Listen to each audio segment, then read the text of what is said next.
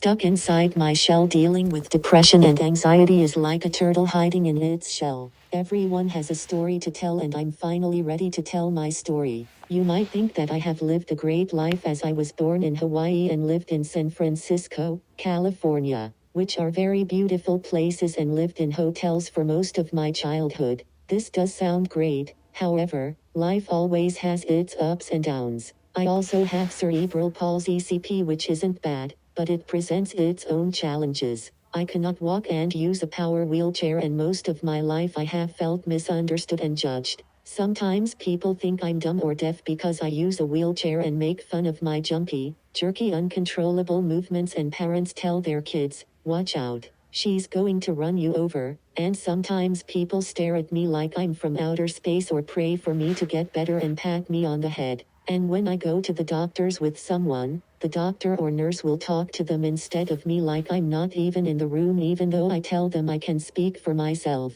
Being treated like that gets me very depressed. Depression can feel like being trapped in a dark box or stuck on a roller coaster or a hamster wheel, and anxiety can feel like being stuck in a rocking chair. Depression can lead to having mental health challenges which most people in society don't understand or are afraid to talk about, and I'm here to talk it. Having anxiety and depression is worse than not being able to walk, because people don't think it's my fault that I have a disability, because I was born with it, but they think it's my fault and I'm crazy. I have anxiety and depression. I wasn't born with it and acquired it when I was 13 years old. Mostly my depression comes from just wanting to feel truly loved and accepted in a world that wasn't made for people with disabilities, and society makes us feel like a burden and that we are better off being dead. Mental health challenges are not anyone's fault. Sometimes these unwanted challenges come from genetics, a family history, and stressful or traumatic situations. These situations may include being sexually assaulted, harassed, having a disability,